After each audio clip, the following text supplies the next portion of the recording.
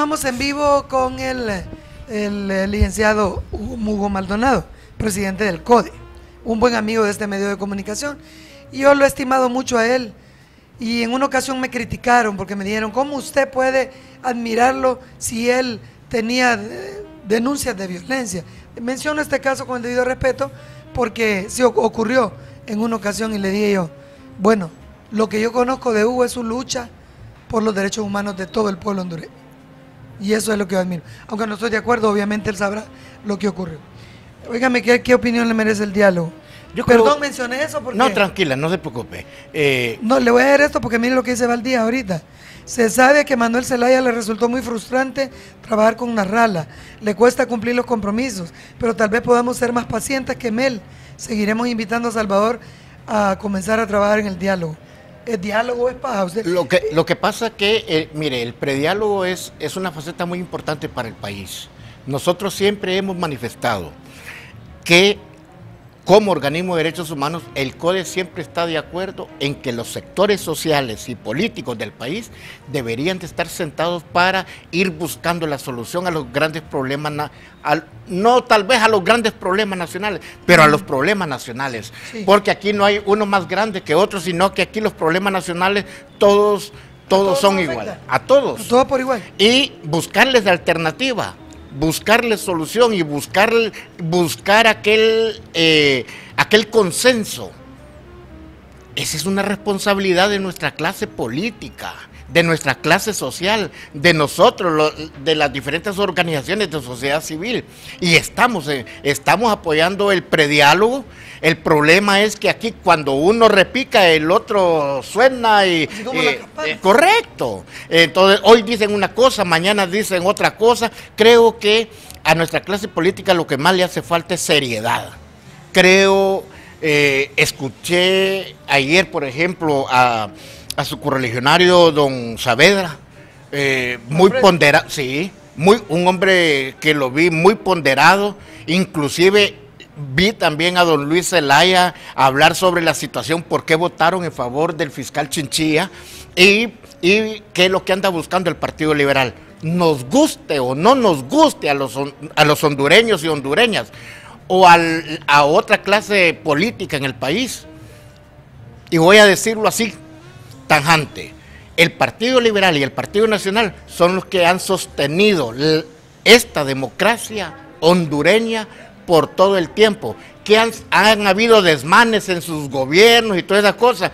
Nosotros creemos que lo que ha hecho falta es que las instituciones creadas para la investigación de la comisión de delitos actúen. El problema es que no vamos a poder poner en juego la institucionalidad del Estado, el Estado de Derecho, no la misma democracia, porque a un sector político se le ocurra seguir hablando, por ejemplo, a estas alturas, del fraude electoral, por ejemplo, o estar diciendo a estas alturas, ya cuando el presidente Hernández lleva de gobernanza más de un año, perdón, seis meses, ¿verdad? 6 meses. 6 meses, sobre 7 4 meses. años y medio. Es correcto. Entonces, estar hablando de que si fue legal o fue ilegal, yo creo que aquí debemos de ir construyendo los espacios necesarios para ir consolidando las instituciones del Estado y con la participación de la MAS y con la participación del CNA, con la participación del Tribunal de Cuentas, Tribunal Superior de Cuentas y otras instituciones del Estado, ir consolidando el Estado para que podamos ir transformando este país como el país que debería de ser, para que sus instituciones del Estado funcionen como debe ser. Creo en el prediálogo como un punto de consenso de los institutos políticos. Y la rotura de Mel Zelaya, del presidente Zelaya con el ingeniero Salvador Narrala, eso era desde que lo nombraron a él candidato. Y libre, lo nombra candidato porque toda la cantidad de seguidores que tenía el ingeniero Salvador Narrala en el antiguo PAC, creyeron que se lo iba a traer y creo que sí les funcionó. Lamentablemente no les ajustó. ¿verdad? Y yo, por ejemplo, veo un escenario político con una debilidad en nuestras instituciones políticas de oposición, porque nunca ven el consenso. Decía ayer el abogado Saavedra, decía, ¿cómo es posible que a nivel del Congreso Nacional criticamos todo y nos oponemos a todo, pero no somos capaces de proponer nuevas rutas por las cuales el país debe seguir? Yo creo que el Congreso Nacional es una pluralidad ideológica de institutos políticos que tienen un compromiso de seguir buscando la ruta del desarrollo del país. Nosotros, como organismo de derechos humanos, respetamos, acuerpamos la oposición en este país, pero aquella oposición que verdaderamente busque los cánones jurídicos en el país, que busque el bien común, no que busque los intereses particulares o de determinado grupo político o sector ideológico en el país. Poner en peligro a sus representantes, por ejemplo, eso no es lo correcto. No, nosotros en las confrontaciones, en las manifestaciones, el pueblo tiene derecho a la libre asociación, a manifestarse, pero hubieron manifestaciones confrontativas con los órganos de seguridad del Estado y lamentablemente, como ya lo dijo el informe de Naciones Unidas, pasó lo que pasó y debe de investigarse lo que pasó. Bueno, en materia del 184, ¿qué piensa usted? Mire, porque este artículo, la mayoría consideran que debería de aplicarse una reforma. Por el contrario, otros dicen que una interpretación de la Corte Suprema. Pero así como la Corte Suprema está interpretando últimamente todo, ¿quién sabe, no? Mire, licenciada Waldina, yo creo que usted era diputada cuando se aprobó cuando se le hicieron las reformas al artículo 184 del Código Procesal Penal. Sí, es cierto. Nosotros estuvimos totalmente de acuerdo. De ahí, es más, y no se había mencionado Pandora, no se había mencionado nada de lo absoluto, sino que creo que el Congreso Nacional lo hizo pensando en la situación que vivían los privados de libertad y apegado a derecho, a respetarle el debido proceso, a respetarle el principio de inocencia, a respetarle a los que de una u otra forma fueran acusados ante un tribunal, poder ser escuchados en libertad. El artículo 184 para el CODE debe de reformarse en su totalidad, o quitarle aquella frase inquisidora en que en vez de ser escuchados en libertad, buena parte de los que son requeridos por la justicia hondureña, y otros que, como lo dijimos anteriormente, deben de estar también guardaditos en los centros penitenciarios del país. Yo creo que el veto presidencial, porque de ahí pasó para la firma del Ejecutivo, y en el Ejecutivo se dio el veto presidencial, un derecho que le asiste al ciudadano presidente de la República. Sí, pero que también lo respetamos, pero no lo compartimos. Así, pero perfectamente el Congreso Nacional pudo haberlo retomado, es correcto. Estado lo puede todavía totalmente de acuerdo. Yo creo que el Congreso, he estado hablando con algunos diputados, y realmente para mí, como usted lo acaba de manifestar a buen tino, debe de reformarse el artículo 184 del Código Procesal Penal para ver cómo logramos tener esa mentalidad. El Estado no puede tener una mentalidad inquisidora de todo el que se captura debe de ir a las cárceles. Ya no caben los privados de libertad en las cárceles, ya no puede seguírseles tratando a los privados de libertad como se les está tratando en el Porvenir, por ejemplo. No puede seguir la situación en la Tolva, no puede seguir esa situación en Ilama o en Támara o en otros centros penales del país. Mucho ojo, abogada Udiel, sobre lo que está pasando en este momento en el Porvenir. Los privados de libertad, aquellos procesados, dice la Constitución de la República, que los privados, que los sentenciados deben de estar separados de los procesados, y aquí tenemos una mercolanza. Bueno, sí, hasta que el presidente vino a transformar el sistema penitenciario en el país. En las cárceles de San Pedro Sula, por ejemplo, había mujeres, jóvenes, sentenciados, habían procesado. Era un licuado de privados de libertad, y realmente la transformación, que eso sí hemos estado de acuerdo nosotros, del sistema penitenciario, pero tampoco violentándole los derechos humanos a los privados de libertad o a los mismos familiares que hasta ahora no solo los están palpando, sino que hay situaciones ahí en el porvenir que son violatorias a los derechos humanos, y hago un llamado a la Fiscalía de Derechos Humanos para que se apersonen al centro penitenciario de Porvenir. ¿Es correcto? No, trabajan los fiscales del Ministerio Público. Por eso lo estoy haciendo públicamente. No le pregunto yo a usted. Bueno, es que mire, para mí que el Ministerio Público tiene que tener una cirugía de corazón abierto. ¿Cómo así? Explíqueme. Bueno, para nosotros el Ministerio Público, ya que el Congreso ratificó al fiscal general del Estado y puso al abogado Cibrián Bueso es verdad.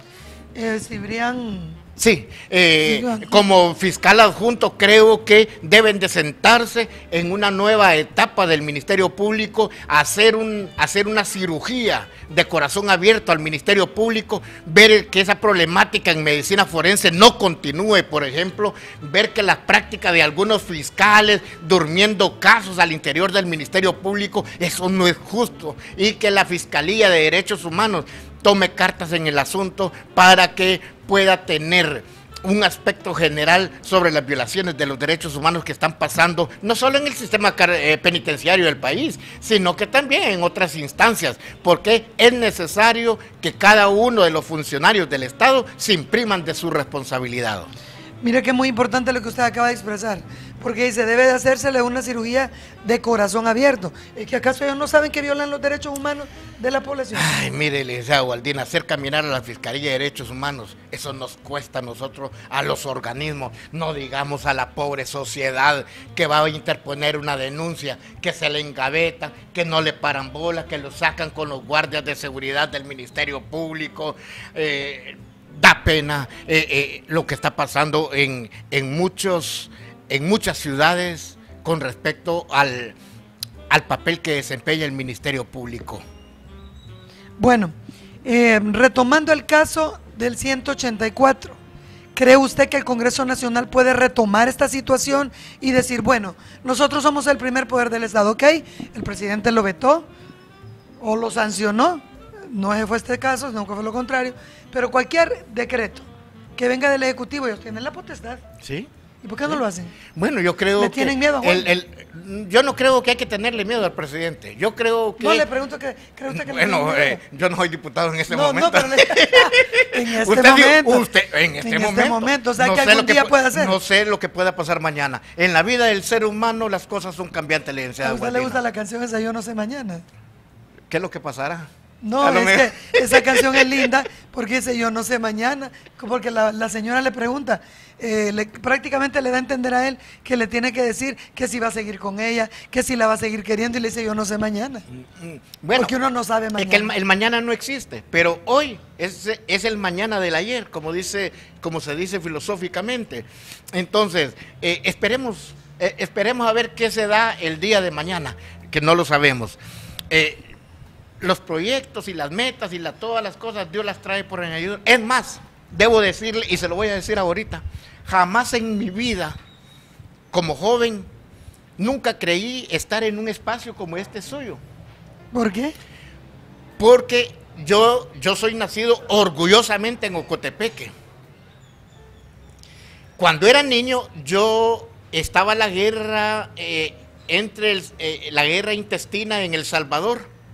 Y yo miraba a Monseñor Romero, admiraba mucho al arzobispo Rosa Chávez, admiraba a un doctor allá en El Salvador que era de Acción Democrática, el doctor Zamora, al mismo Chafid Handal y a otros líderes.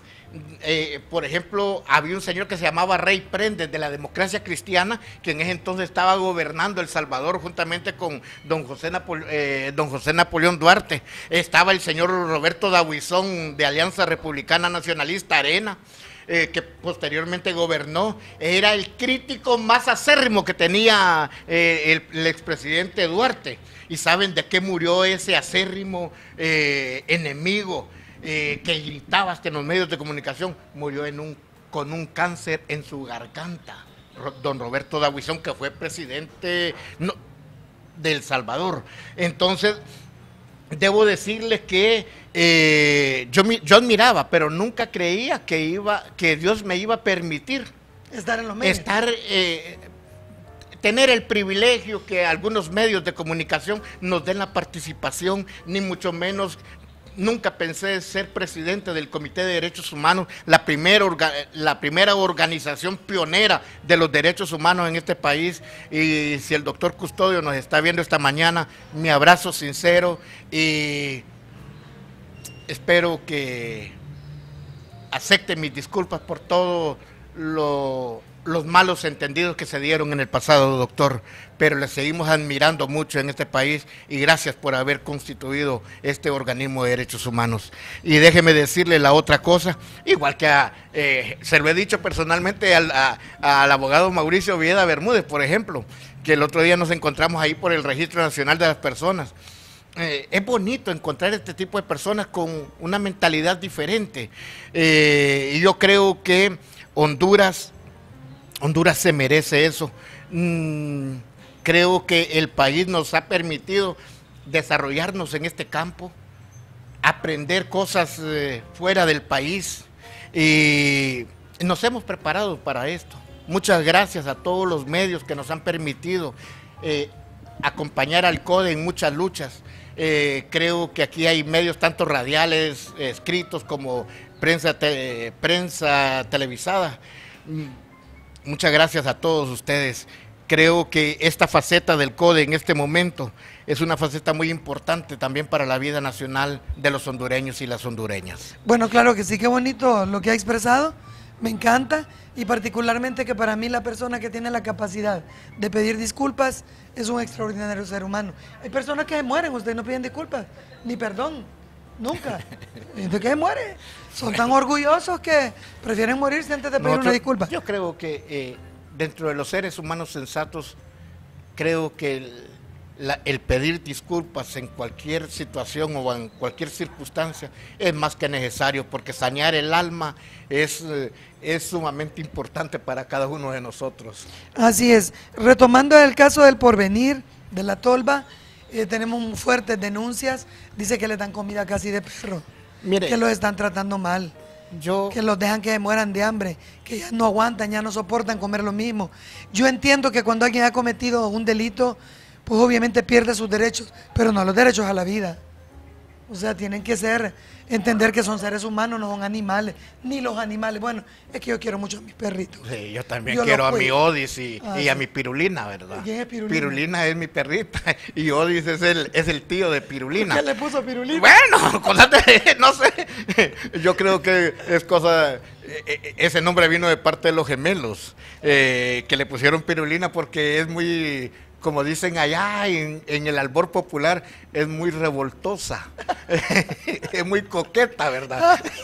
Y no sé por qué los gemelos ellos me inducieron a que le pusiera Pirulina a la Piru. Entonces, y a Odis, que es el perro obediente de la casa, cuida a la familia, duerme en la puerta de la casa para que nadie ingrese. Mira qué lindo. Ese es un hermoso perro. Y está pendiente cuando llega su amo. No, cae. Allá ve venir el carro y ya se levanta. Si nosotros andamos fuera, él está en la puerta de la casa. Se levanta y como que desde largo conoce cuando vamos a casa y ya se sale a media calle él a mover su cola juntamente con la Pirulina a esperarnos que nos bajemos. Nos bajamos del carro y empieza a querernos abrazar. A todos. Qué bonito. Eso es hermoso.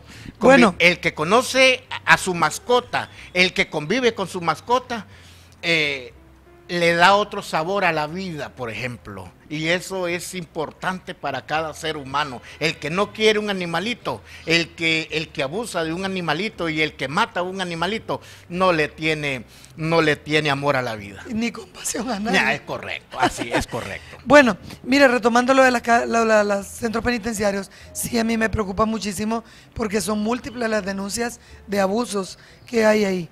¿Qué ha hecho el CODE? ¿Por qué no lo escuchan al CODE? ¿Cómo no? Si no se escuchan. Sí, pero le escuchan, pero por un lado le entra y por el otro le sale. Lamentablemente que esa ha sido una práctica de los funcionarios del Estado. Creo que inclusive el otro día estuve en el Instituto Nacional Penitenciario y me dijo la compañera amiga relacionadora pública, pero usted nos tira duro, a matar, me dijo. ¿Y usted qué le contestó?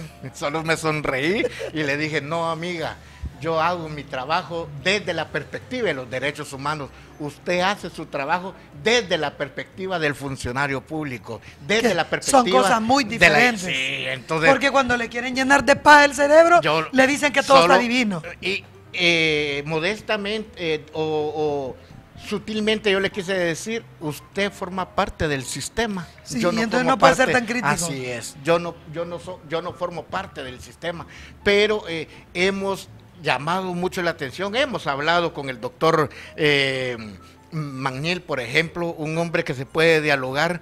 Creo que esto de que los militares tengan los centros penitenciarios no es la faceta más conveniente.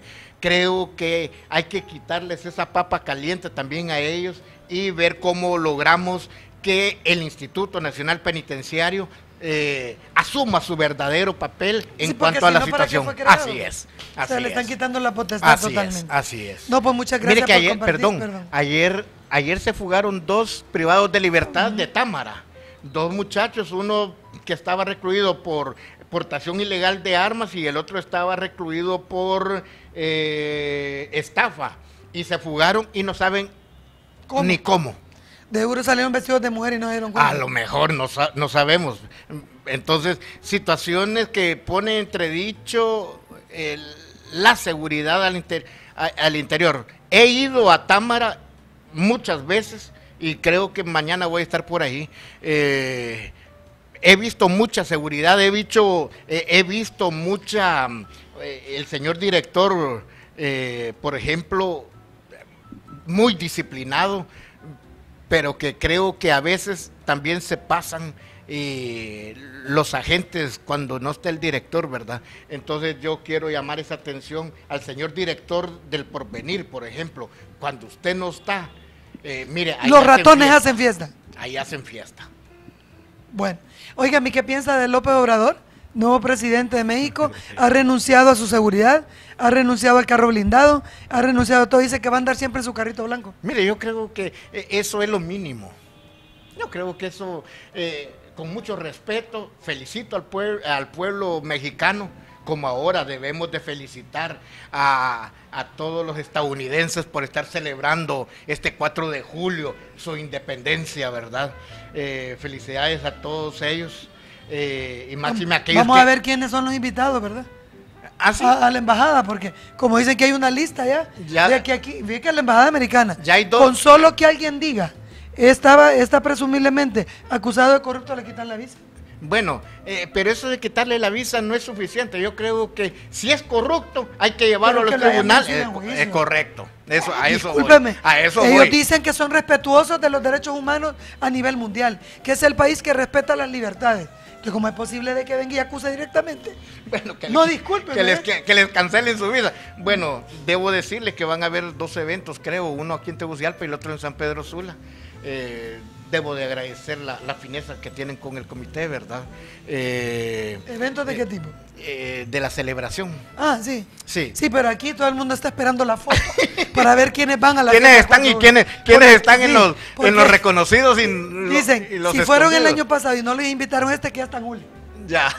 Bueno, que la gente así dice. Bueno, esperemos a ver la foto de la farándula, ¿verdad? De la farándula. Y que supongo que usted va a estar por ahí también. Pues si Dios quiere. ¿Verdad? Entonces, creo que yo lo puse no lo puse en tela de duda la situación del señor Obrador. Creo que ha barrido, como dicen, en México. Fue en un 99%. Una derrota terrible la que tuvo el otro. Más bien una victoria contundente en el 99%. No, una derrota para el otro. Bueno, para los priistas y para Óigame, el PRD y los sí, porque otros, ellos ¿no? estaban seguros. Y mire, ahora yo le voy a decir una cosa, con toda propiedad. Escuché la entrevista que le hizo Jorge Ramos de Univisión al señor López Obrador, y donde le decía, ¿y usted va a actuar en contra de los casos de corrupción de Enrique Peña Nieto y la esposa que compró una casa de tantos millones de dólares? Mire, él le dice, yo no vengo a perseguir a nadie, para eso está la Procuraduría. Bien Tiene dicho. razón. Y bien dicho. Porque él no es el ente investigador. Porque el presidente... Ni inquisidor. Así es. Entonces yo creo que dejemos... Pero aquí hay un montón que se está bueno, hay que toparlo. Y no importa que se vaya cualquiera. Yo creo que hay que dejar que venga su gobierno, verlo y cómo se va a desempeñar y desenvolver, más que vender el avión presidencial, más que separar a la Guardia Presidencial. Dicen que va a despachar sus asuntos profesionales desde Casa de Gobierno y va a renunciar a la residencia presidencial. Ya renunció. Ya, sí, correcto. Digo que él va a seguir viviendo donde está. ¿Dónde está? Y bueno. Pero bueno, es lo que allá... lo que quieren los mexicanos es un gobierno más desarrollador, un gobierno más entendedor, un gobierno más comunicativo con los grandes problemas que tiene México, que no son diferentes a los problemas que tiene Honduras. La extrema pobreza en México es la violencia en determinados estados en México nos supera a nosotros.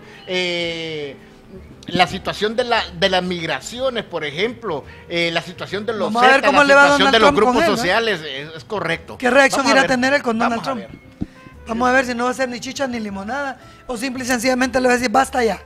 Esperemos, y que creo que el triunfo de don López Obrador en México, que levante campanas también, porque en Latinoamérica, mientras unos están cayendo, otros están asumiendo otras responsabilidades, y esperemos a ver cómo nos desenvolvemos los demás países de Latinoamérica con los cambios que están habiendo en este momento. Muchas gracias por su asistencia aquí al programa, por su participación. A usted por me ha haberme gustado invitado. muchísimo. Muchas gracias. Me gustó cómo disfrutó de su capuchino. Sí, claro.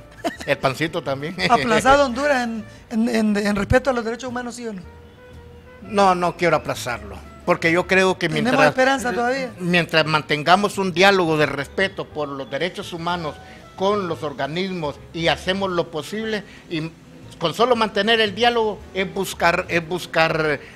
podemos buscar soluciones a los problemas nacionales en materia de derechos ¿Qué humanos. llamado le hace usted a Rolando Argueta, presidente de la Corte Suprema de Justicia, en torno al montón de casos que tienen ahí de personas que no han sido condenadas, pero que están guardando prisión? Mire, yo creo que aquí los operadores de justicia deben, el problema es que los operadores de justicia, con este 184 que fue vetado, para mí más al Congreso Nacional, a sus compañeros, excompañeros de Cámara, por ejemplo, decirles que retomen por el bien del país, que retomen el veto presidencial y que se vuelva a ratificar a nivel del seno del Congreso Nacional como se hizo.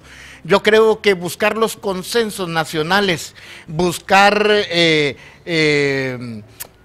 las alternativas sociales, creo que es importante. Y una de las cosas tan importantes del Estado de Derecho es respetarle a usted, respetarle a mí o a nuestros televidentes esta mañana, respetarle la presunción de inocencia, el debido proceso y sobre todo respetar el marco internacional de los derechos humanos. Muchas ¿Para gracias. usted hay mucha sumisión de parte del Estado de Honduras con los norteamericanos? Sumisión. Así como que están muy sumisos, Mire, que a todos le dicen que sí. Yo no he estado en una reunión donde a todos le digan que sí, pero sí he visto que el problema es que quien nos pone la plata Es el dueño del baile. exige O sea, respuestas. que pone, dicen el dueño de la fiesta. Más de 25 extraditados nos dan la pauta a usted y a mí que hay un convenio entre los Estados Unidos y Honduras, por ejemplo, en materia de seguridad. Y en materia de seguridad yo creo que no debemos de escatimar esfuerzos entre ambos países. Gracias. Encantado. Muchas gracias por su participación. Gracias. Esto fue Cafeteando. Que el Señor le bendiga. Hasta la próxima.